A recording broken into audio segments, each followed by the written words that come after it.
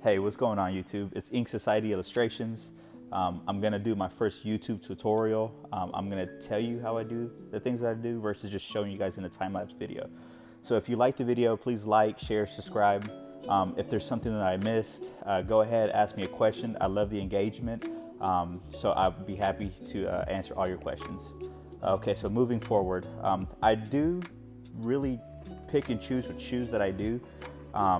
Really inspect the shoe that you pick because you want to make sure that they're glued, or the shoe doesn't have too much glue that connects to the canvas. If there's too much glue, your ink won't take and it just looks sloppy. So that's something that you want to completely avoid. So always inspect your shoe before you start drawing on it. Now moving forward, whatever render, whatever image you decide to pick, that's all up to you guys. But with this one, I chose Poseidon. I wanted to give him a tentacle beard to really make him stand out so you guys can really know who he is. So what I do is I just use a regular lead pencil. I don't use anything fancy. And then I do my outline first. And normally I try to get it on the dull edge of the lead, because if you use a pointed part, it's really hard to erase it once it digs into the canvas. Once I'm done with the actual lead outline, it doesn't have to be perfect, but I run it over with either a Prismaliner or a Copic liner. I prefer the Prismaliner for the simple fact that I like the way the nib feels better on the canvas. Now it's a preference thing, it's all up to you. So I run it over with the Prismaliner 1, and once I'm done with the actual liner, I erase it with a regular lead pencil. With a regular eraser. And then I pick up the eraser shavings with a lint roller. You don't want to dust or brush them off because that's going to get lead all over on the shoe. It gives it like a really sloppy finish. I did that a lot when I first started, and it kind of just made the shoe look really, really dirty. So once I get the first outline done, I can start adding more depth and complexity to the actual image that I did.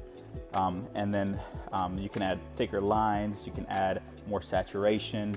It just kind of depends on where you feel comfortable with. You always get better.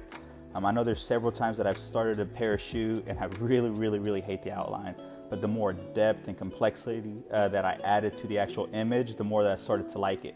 I don't know if you've ever heard the saying, but it never starts looking good until it starts looking good. And that's so true, because I've been through that so many times that I'm just like, man, I really do not like this image. And then once I start adding deeper lines, more saturation, start adding color, complexity, it really comes together. You just got to really trust the process, and you really got to trust your ability. Don't ever sell yourself short. So on the skin tone, on Poseidon, what I used was a neutral 0. I used that as a base skin tone since that's the lightest I can go. And then I just added more complexity with darker colors. So I think I just used the neutral 2 and 3 for more saturation on like the eyes, the cheekbones, to give it a little bit more depth.